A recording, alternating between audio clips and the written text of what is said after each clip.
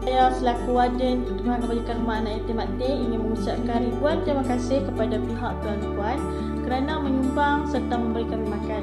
Semoga pihak tuan-puan sentiasa dimurahkan rezeki, dipanjangkan usia, dipermudahkan segala urusan serta lunas hutang jika ada.